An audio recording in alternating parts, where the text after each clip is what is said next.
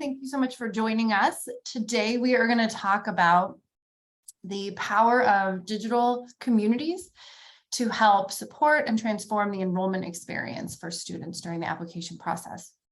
Couple of logistics. We are recording this session, as you probably saw on your way in, so we will send that recording out as soon as we have it. Of course, feel free to rewatch it or share it with a colleague if they were not able to attend. My name is Katie Kapler. I am the co-founder and CEO here at InScribe. I'll talk in a minute a little bit about what InScribe is. But before that, I want to introduce my colleague Danielle Bonner, who is also joining us today. Danielle runs all things sales and marketing for us, and she is also going to help facilitate our conversation today. So if you have questions, comments, observations as we go, we would love to make this more of a dialogue than just a presentation. Please feel free to put those in the chat, and Danielle will interrupt me along the way, and we'll make sure that we weave answers to your questions and respond to your comments as we go. I also just wanted to introduce, in case you haven't met one or both of them before, Fred Scott and Carolyn Carter, who are our account executive team. Some of you are probably here because you heard from one of them or you got to know them in some way. If not, they will likely be the ones following up with you after this conversation to provide that recording. So always good to put a face to a name. And of course, we would love to know a little bit more about who we have joining us today. So if you wouldn't mind taking a minute and just putting in the chat, who you are, what your role is, maybe what institution or organization you come from. And if there's something in particular that brought you here today, something you're curious about or a project that you're working on, let us know, because we would love to kind of learn a little bit more about that and then make sure that we touch on anything that is really particularly top of mind for you. I mentioned, so before we jump into the details, I'll just give you a quick overview of InScribe at a high level. So we're a virtual community platform. We wrap around content and curriculum at institutions to help create highly flexible, on-demand, and scalable spaces for students to connect with peers, faculty, and staff across their institution. We really work across the entire student lifecycle. So we have communities that focus on the topic at hand today around enrollment and admissions, but just know that InScribe communities can also be applied in a lot of different ways. So around building learning communities for academics, creating spaces for coaching and advising, creating spaces for alumni engagement. We aren't going to go into those other use cases today. Today, we're really going to go deep on admissions and enrollment. But if you are also interested in one of those other places, you can check out some of our other webinars that we do, or just reach out to us and we're happy to put a custom demo together for you. So let's dig in on enrollment and admissions and kind of why this topic has been something that is not only top of mind for us, but for many of the partners that we work with, is that recruiting and enrollment is a very challenging process, and made more so, I think, in the last few years, since COVID has shifted the way a lot of people are thinking about how they explore schools, how easily they can come to check out schools and be in person. So this push to more virtual engagement has been really high. We know this has always been a very expensive process and a very time-consuming process. We put a lot of energy into bringing the right students into your organization and institution, and it's you never want to sort of miss out on the opportunity of bringing that student in, but you also want to make sure that you're investing up front so that when the student arrives or has their first day of class, they can hit the ground running and be really set up to be successful. Of course, on the student side, this is an extremely stressful process as well. For a lot of students, for any student, I think there are a lot of unknowns, but for a big population of learners who are maybe first generation, first in their family to attend college, maybe don't have like the background of navigating higher education, it can feel completely overwhelming figuring out how to manage this and worrying if you're making the right decision. And then we talked about sort of the need to get students grounded and going really quickly when they arrive. And one of the ways that we do that is by helping students establish a very strong sense of belonging and peer connection right from the start. That can be very difficult to do, especially when we look at the last item, which is there is now a need to be able to accomplish a lot of these goals 100% virtually. So how do you build these relationships, establish confidence, do everything in an efficient, cost-effective way, but also do it maybe while you're doing it at a distance for your learners? On the applicant side, so there's a lot of challenges and opportunities that we have in this process. And we also want to look at those challenges. Oh, hold on one second.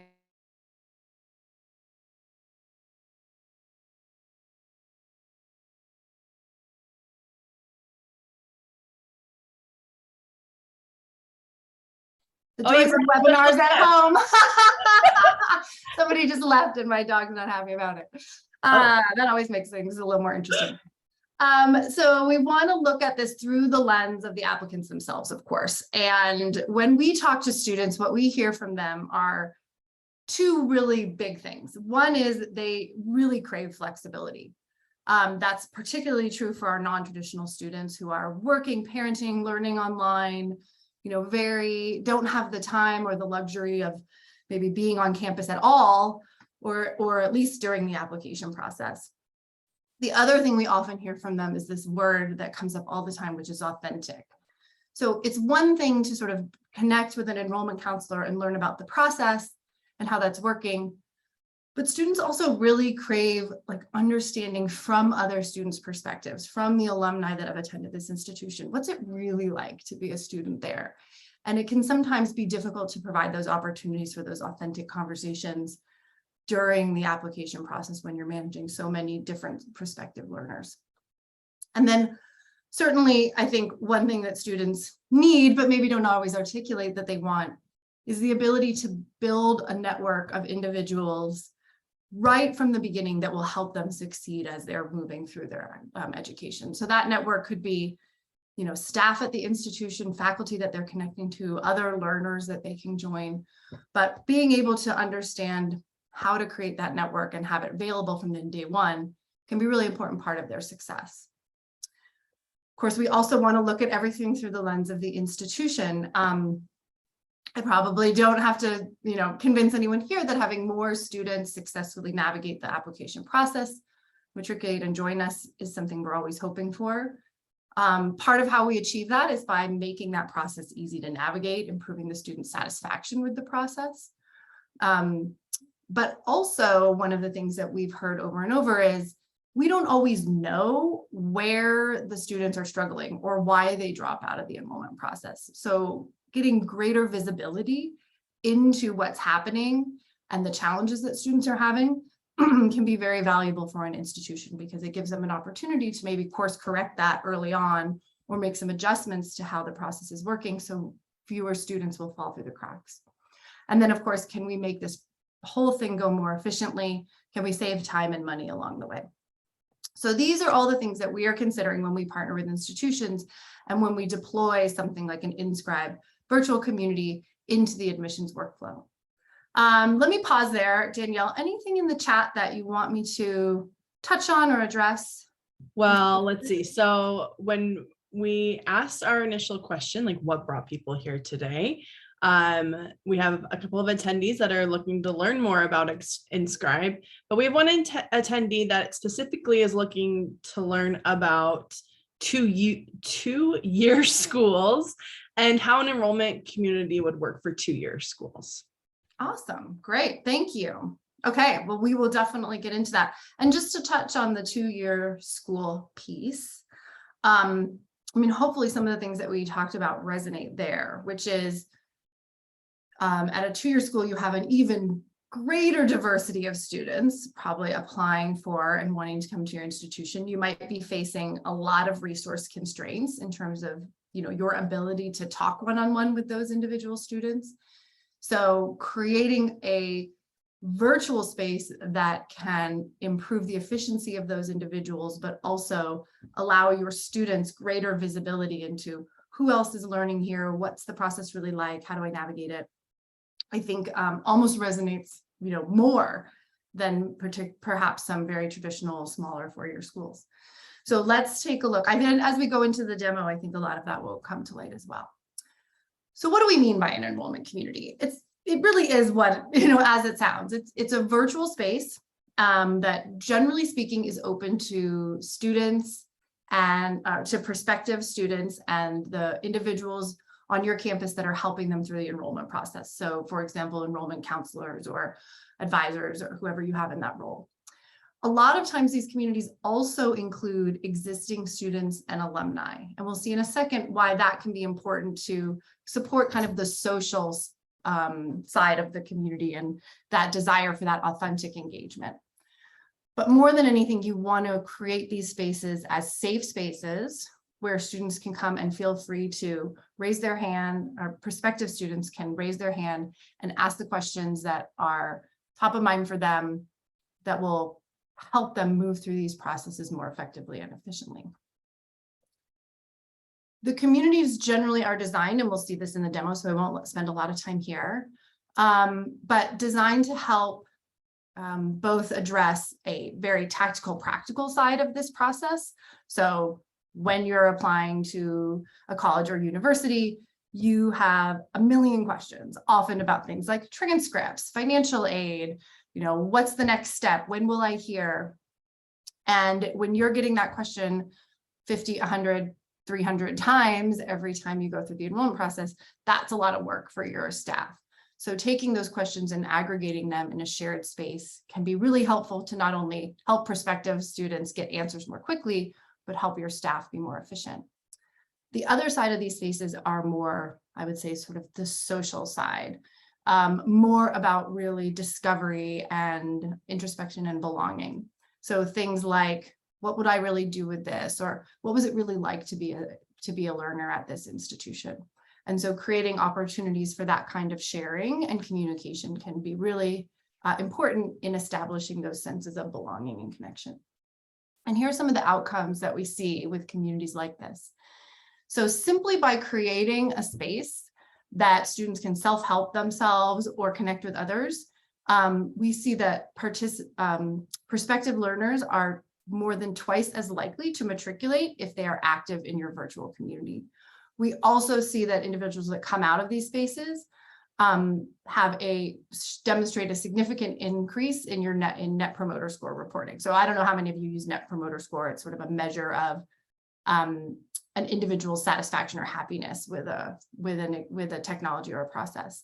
And so that's a big jump, but you can expect to see those kinds of increases in general satisfaction levels for folks who are engaging with your institution in this early stages. Moreover, having access to communities like this can have a huge improvement in things like sense of belonging and peer engagement. So we had a great research study that we did with Rio Salado College, which I think we can post in, we'll either post now or at the end of the webinar today. But those individuals who participated in their InScribe community had a 40% higher measure of belonging and peer engagement. And that was after starting at a very similar baseline to students that didn't participate in the community. Just through that participation, we saw that big increase happen in about 4 to 6 weeks. So it wasn't, I wasn't in the community for an entire semester or even an entire year. It was really just a very short time. Having that access and that opportunity really allowed the individuals to feel a better connection to their institution and their peers. And then, of course, we're always talking about how do we save time. So we have a couple of case studies where we researched the impact on support teams of having a community available. And in one case, there was a 23% decrease in the number of what they call support tickets, or like individual emails that they got from students asking questions, and simply by creating a space where those questions could be asked collectively. In other cases, this number has been almost 80%. So I would say 23% is sort of your baseline minimal efficiency gain that you can see through a system and a platform like this. Okay, do we have questions? Yes, Yeah. a couple questions in the chat. So you've talked about advisors, current students, alumni being in the community.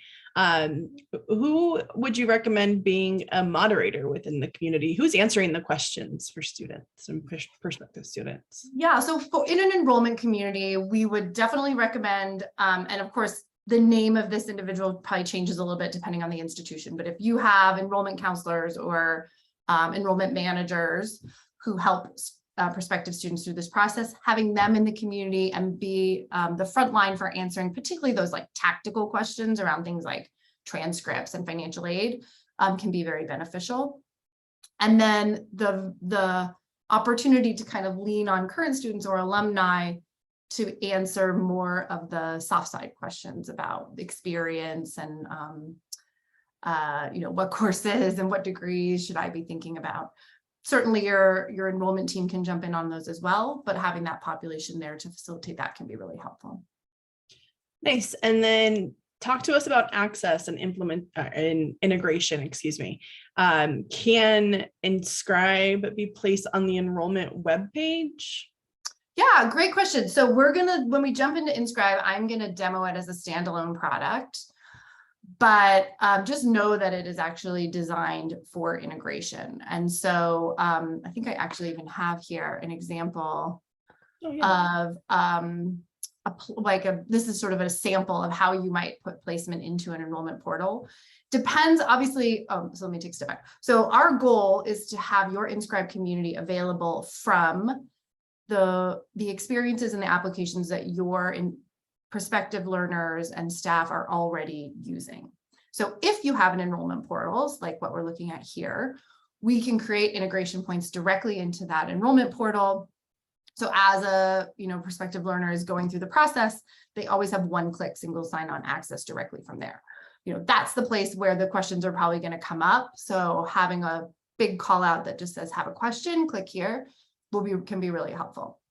If you don't have an enrollment portal, what we often do is integrate directly into the website of the institution. So on your enrollment page or your admissions page, creating access points there, and then we can allow the students, since they won't have accounts already with your institution, they can use a social login to access the community. So log in with LinkedIn or log in with Google, for example.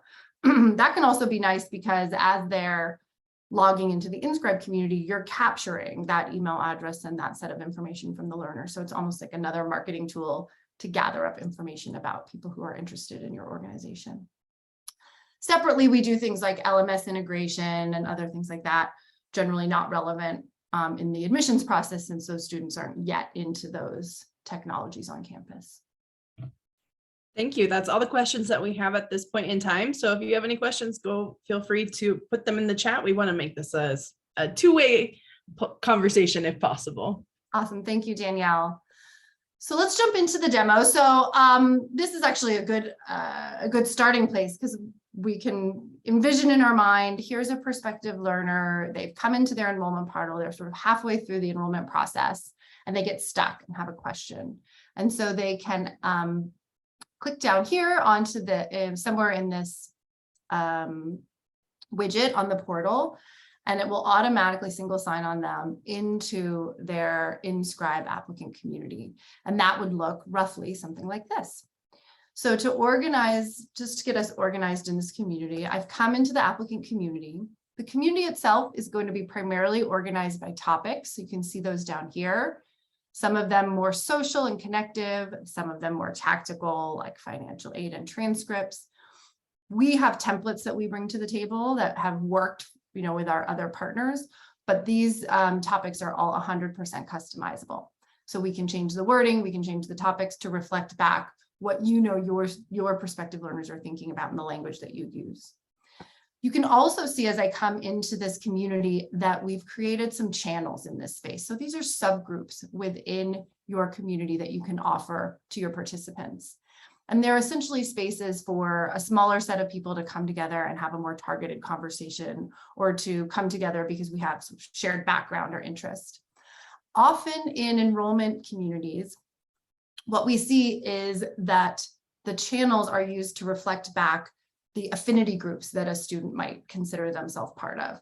So a student parent would be one example. Maybe I've been in the military and I want to join that because in my mind, I have a unique set of circumstances and I really want to connect with other people who are also parenting, who are also coming from the military to really understand what their background and experience has been like. So channels are a great way to do that. Not everybody starts with channels. Sometimes we just bring everybody together in one space. And then as you learn more about how people are using the community, you can start to layer in more of these subspaces along the way. So it doesn't all have to be there right at the get-go. But let's say I've come in and I'm thinking about applying to this online program, but I've never actually done any online learning before. So I'm just kind of curious, like, what is it like to really learn online? So I start to type out my question. And this is where part of that reusability of the content in the community starts to come up, because I can see that somebody else has already also asked this question or reflected on this. So I'm going to jump straight to that question and I can see what they say. I can actually, give them kudos for a question that I also have. And I can look down and see, in this case, the reflections of Derek, who's a fellow student, and kind of hear from his voice what his experience was learning online. And then there's also a post here from one of the moderators, Catherine, who's speaking from the institution's perspective about things that they do to help students get involved even when learning at a distance. So great example of both kind of that authentic viewpoint, and then also like, as an institution, here's what we can do for you. Now, for me, having come in here, I didn't have to even ask the question or reach out to already start to get a sense of, what is this institution going to be like? How is it going to be different? How is it going to support me? What are my relationships with peers going to feel like? So I'm already starting to build that connection of belonging without having this institution really having to do anything or me having to put a tremendous amount of effort in. Now, not all questions are already going to exist. So a prospective learner might initiate a new conversation. So in this case, maybe I have a question about my transcripts. So I'm going to start typing that out, and then you'll see that this little sort of slide popped in down here. So this is Rosie. Rosie is the technology assistant that lives in our communities and helps facilitate, make sure that they're healthy and happy.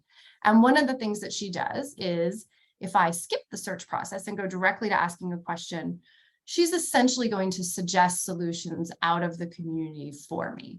So it's possible that my answer already exists out there. So rather than me having to wait around for someone to answer it and somebody having to answer a question twice, let's just find that solution right away. So I can read the question, maybe it's exactly what I need, or I want to follow up with some clarification, but potentially I've got my solution and I can move on. Now, that won't always be the case. So I might have a new question that I want to post. I'm going to post it in the Applicants Connect, and I'm going to tag it to transcripts. And then I post that information. Now, all the members of the community will get a notification about this question. So the moderators are not having to come in and check the community all the time. The community will reach out to them and say, hey, there's a new question here. Here's the contents of that question. Those notifications go out via email and also through our mobile app. So you can get the notifications directly on your phone and you can interact with them directly from there. So really easy to know what's happening in the community and really easy to get engaged and jump in and help. One thing I should have mentioned because I think it's particularly relevant for these enrollment spaces, is as I'm going to post a new question, I have a little bit of control over the display of how I appear in the community. So you can see here that by default, my post is going to be visible to all the members of the community. But I also have the option to post anonymously. So if I'm a bit shy or a bit nervous, especially in an enrollment space where I'm still building relationships with people, I can choose to post anonymously. So the other participants in the community would not see who posted it. The moderators would still be able to see that information. So it's not total anonymity, but it adds a level of sort of safety or reassurance for students. Or I could choose to post privately. So I have a question I don't think is relevant to everybody else. I'm just going to post it directly to the moderators and the other participants would not see it. So I do think that that's an important piece. Laura's going to start chit-chatting again. She's got questions by the door. Well, we have a comment in the chat, not necessarily a question, but somebody made a comment saying that they like that you didn't interrupt the student's question with the technology, that they can preview an answer, but still decide to ask the question. And that's important to this person. Awesome. Thank you. And I appreciate that because we really did do that on purpose. We didn't want to get in the way of participating, but we did want to give you the opportunity to find what you needed more quickly. And then there is a question that just came in. James likes the fact that everyone can answer questions in the community. However, his question is, can you create separate channels where only subject matter experts answer the questions for things specifically like financial aid? So you can control that at the community level. I have to double check. I don't believe we can do that yet at the channel level, but it's something that we could talk about. You also have some options around, sorry, not some options, but there's also some things that the system does to make it clear to people where the answers are coming from. So for example, well, this wasn't, let's find a good question.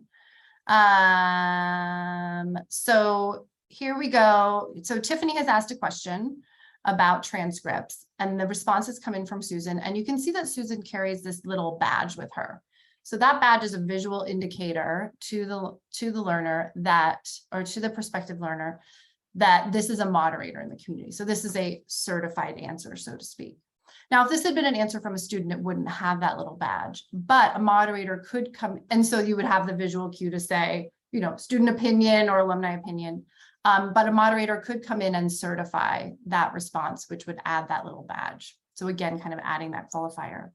You also have the ability to pin answers to the top. So if you had, you know, 4 or 5 different responses that came in, but the moderator really wanted their answer to be the first thing everyone saw, you could pin that to the top of the queue, and then that would be the first thing that other individuals would see when they came in. We do have a lot of success, I would say, in allowing students to continue to provide answers, especially in these kinds of spaces. And we often see that they will tend to jump on more of the social questions and not so much of the questions around things like transcripts and financial aid, being that that's not their area of expertise. So it tends to work quite well to have both, but we do have some controls that we could put in place to limit that if that would be important. And then you're going to talk about analytics shortly as well, right? So there's the opportunity to see when there are specific financial aid questions that are being asked multiple times, or can you show us that in the analytics? Yeah, let me do one more thing and then we'll jump over to that. Great. 1 second. Thank you. So I just wanted to show one more way that Rosie pops into the community. So I actually started this narrative as if my user Pippa were a student, but in fact, in this community, I am in as a moderator because I want to be able to show you all the features of the community. And one of the features that moderators have that Rosie does is she helps to identify individuals or conversations in your community that might need immediate attention or sort of special attention. One thing that Rosie does is she runs all the conversations looking for a set of keywords. So if a keyword ever appears, that keyword, we have a list that you can start with, you can customize it, but she would flag that post and escalate it. These flags are only visible to moderators. So a student or a prospective student is not aware that their post has been flagged, but behind the scenes, she's doing that. The other thing she's doing, and what we're seeing reflected here, is that she runs all the conversations through a sentiment API. So she's measuring the emotion of the conversation. And in this case, because this individual is starting to get quite frustrated and kind of getting a little bit to the end of their rope, Rosie has proactively identified that, flagged it, and escalated it to the moderators. So it's a way of sort of waving your hand at the moderators and saying, hey, I think this is somebody, either a question you want to address very quickly, or perhaps a prospective learner that you just want to reach out to directly. So when you've got, you know, tens or hundreds of questions happening, conversations happening, being able to really zero in on the ones where a little bit of direct human intervention would have tremendous value can be really nice to know, so that you know, you can zero in through the noise and focus on the individuals where you could probably make a real difference with that one-on-one high-touch intervention. Okay, so I'll jump over to analytics and then we'll come back to look at a couple more features in here, which are really cool. Before we jump over there, yeah.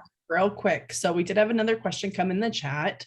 With students being able to post anonymously, do we ever see any negative behavior from students that we might typically see in other social platforms? So we really don't see that type of behavior in our spaces. Now, one thing is that ability to post anonymously is not complete. So although the other members of the community would not see who that individual is, as a moderator, you can see. And we make that clear when you go to post anonymously that your identity is visible to the people who are leading the community. I think that's part of it, knowing that it's not truly anonymous. People want to bring their best selves. But I think the other part of it too is that because these spaces are integrated into the other tools that exist at the university, like the website or the college, the website or the enrollment portal or other places, students really recognize it as an extension of their academic self. And they tend to treat these spaces, I think, with more respect maybe than they would completely independent social spaces where they could have any identity they want. Nobody knows who they are. It's, connected to 100 other things that I'm doing, but not really my learning. So we get this question a lot, but I would say time and time again, what our partners tell us is we really never see that. And what we instead see are people really building each other up, jumping in to support each other, being vulnerable, but in appropriate ways. And I think that would be your experience too. It's kind of hard to prove the negative, but that has really been the experience of our partners so far. Thank you. Yeah. Okay, let me touch on analytics since that question came up. While I'm in here, let me talk a little bit about notifications. So I mentioned that the system is pushing notifications out about what's happening in this space. You can see we're pretty granular, but each individual can control these notifications. So you can set the standard for the community at the community level, or the defaults, and then each individual can come in and adjust these. And you can either, tell me right away when something's happened, send me a summary at the end of the day, or just, I want to snooze this altogether. I don't want to hear about it.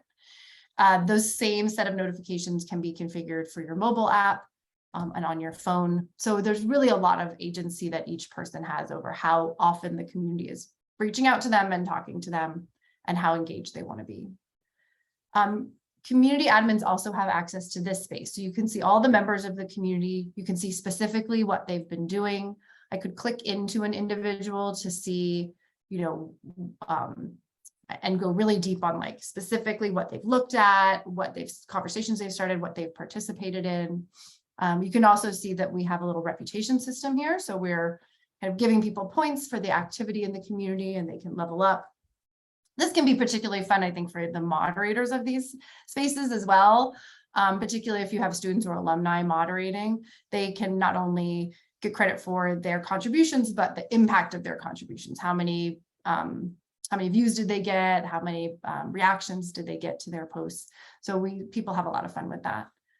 And then so going back to the community admin area, you can also see the analytics for your community. Our demo communities always have, the analytics are never very active, but over time, it'll show you who's coming in. It'll show you what they're up to and what they're doing. And then you can also see, who's very active and what are the areas of the community that are getting the most attention. And then all this information can be exported. So you can look at detailed information around conversations, members, and resources, which we haven't touched on quite yet, so that you can mash that up with data that you might have from other systems or slice it and dice it in different ways. I should say this is kind of the high level data that we present in the community itself. We also have a very extensive learning event level data set that lives behind the communities. And so often that data, which is like too much to share in the individual communities, but is often a data set that organizations will take out of our backend, put into their data lake, or combine with information from other systems like Salesforce or Slate or other things. So they can have a really rich picture of their prospective learners and what they're up to. Hopefully that helped. If I didn't answer the specific thing that person was looking for, let me know. Perfect. Yeah, we have a couple of interesting things that have come into the chat. So first, Mandy said it would be interesting to compare reputation points to the likelihood to enroll, which would be very interesting to take a look at. Yes, and we do hear that from institutions that what they like is they can tell by the level of activity of a pre-admit student in the community, how serious that individual is about the institution. So it's almost like a filter to see like, oh, you're more likely to come in because you are being really active, and therefore I am going to spend more time and more energy with you because I'm more likely to get you across the line. So yeah, there's a lot of really cool research that we would love to do in that space as well.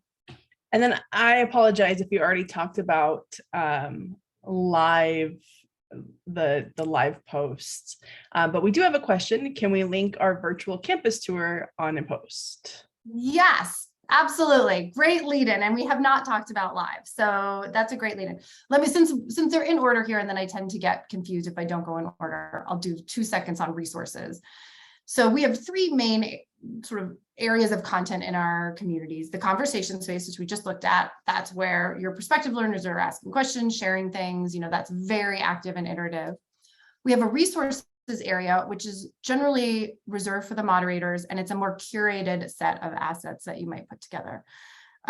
So maybe little articles or videos that you have that address common questions, or speak about the school and some of the activities happening at the school.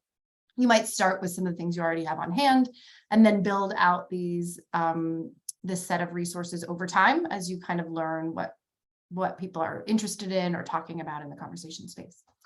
And then we have the live sessions area. So this is a way to bring synchronous into your asynchronous community. This is an example, a campus meet and greet, but like a virtual campus meet and greet. So like your virtual tours and things like that you might have. And the way that you do it is you just create a new live session, give it a title and a description, and then and a date and time, and then drop in whatever synchronous tool you want to use for that event. So if you're using Zoom, great. If you're using Teams, great. If you use some other system, great. We're not restricting you on the synchronous tool that you might want to leverage. So you fill in all of that information, post it, and now that will get added to your community. All the members of the community get a notification that that event is going to take place, when and where. They can add it to their calendar. And then again, right before the session starts, they'll get a second notification that it's getting ready to happen, and they can click right through and join. So some of you may have joined us because you learned about this event through our community and our live events in our space, but we use that all the time, and we have seen a huge uptick in the amount of attendees that we get at these events simply by letting people know, in real time that they're happening and reaching out in that way. The other nice thing that I like about this is that it takes what is an asynchronous or a synchronous point in time, and extends it into a conversation both before and after that event. So once your event is posted, individuals can come in and ask questions or create observations prior to the event taking place. So, Alyssa really wants to learn about student leadership opportunities, for how first-gen students are supported. So now the leader of this event knows going into it, this person's going to be there, and this is a topic that I should just proactively plan to touch on and make sure I cover. The other thing you can do is after the event, if you've recorded it, or if there's a link to sort of an ongoing engagement opportunity, add that to the event. Anyone who missed it can still watch and participate and ask follow-up questions. So we all know having a virtual event at a point in time can be wonderful component of the admissions process, but it also can just exclude people that weren't able to be there. So extend that opportunity, allow them to come in, and allow them to feel like they can engage by asking follow-up questions afterward. Pause. Danielle, did anything come in while I was explaining that?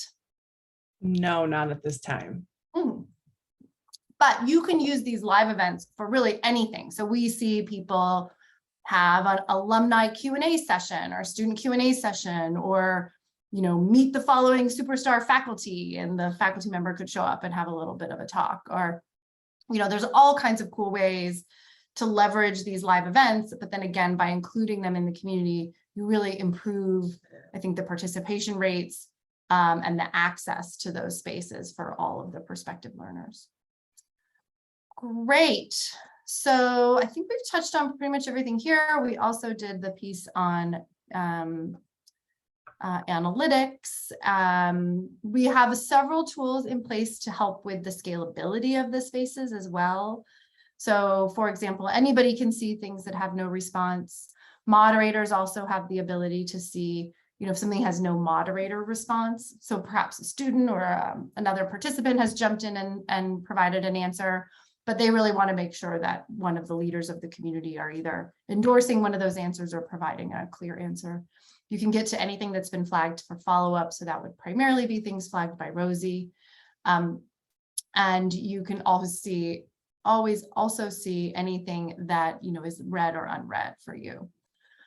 We have a couple of different ways to view the content of the community too, and this is quite important for moderators. Right now I'm in this grid view, which I like, but oftentimes moderators will move to what we call our reading pane view.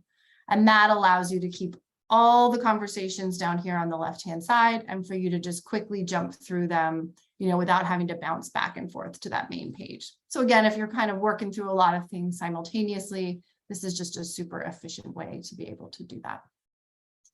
Okay, I'll pause.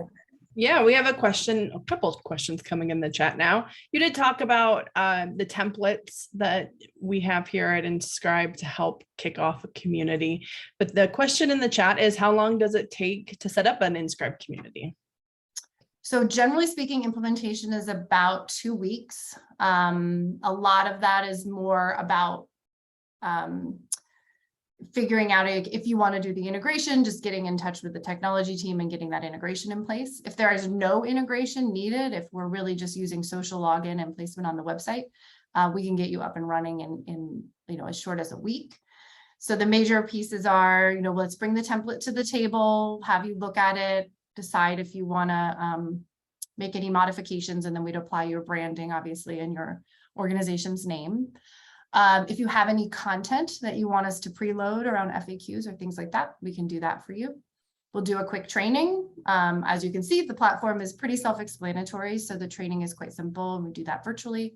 And then it's whatever that technology integration is. The other package that we bring is we have extensive templates around launching and communicating about the community. So we can give you content for emails or other ways that you might want to let folks know that the community now exists and is available to them. And then if you're interested, we do have a lot of the research studies that we've done. We have kind of templated designs for those as well. So if you were curious about things like, how would this community impact sense of belonging among my prospective students, or how does it change their sense of belonging once they've joined the institution? We have designs for those research studies that we can bring to the table and talk to you about as well. The example that you've shared here today is branded InScribe. And then for the privacy of our partner, the other example, the integrated example that you shared, there was no branding on it. The question in the chat is there a way to customize the community with the institution's branding on it? Yeah, 100%. So your branding would apply here, and your color scheme as well. So that's all done as part of that implementation process. Thank you. That's all the questions we have in the chat at this point in time. We're about 15 minutes to the top of the hour. So do you want to roll into the last couple of housekeeping things we have? Let's do it. Okay, so put that back on. Great. So I referenced a number of research studies and case studies as we talked today. And many of the statistics that I talked about actually came out of a study and a project that we did with Western Governors University around building an enrollment community for their prospective students. So I think we're going to share that study with you now. So you have that. I don't know, Danielle, have we also had an opportunity to share the Rio Salato study? I did, but I will repost it because I know that if people joined late, they can't go back and see the previous. Oh, the older chat. So, I appreciate that. Thank you. No problem. So with Rio Salato College down in Arizona, this study was not done with prospective students. It was done with current students, but it does really speak to the power of community to build belonging and connect and peer connection. And so we are really interested in taking the study we did with Rio and applying it more upstream in one of these enrollment spaces as well. So if you're interested in that, let us know, because we'd love to do it with you, or just sort of stay tuned for more information about that as it comes along. So again, I'm Katie. I would love to just stay in touch with you all. I hope that this was an informative session. please feel free to reach out to me directly, or you can find me on LinkedIn. And, if this is something that you're thinking about at your institution, it's a challenge that you're looking to solve, definitely reach out. Happy to just have a conversation to know more about, what's going on with you, where we may have intersected on work like that before, and see if there's some opportunities for us to collaborate together.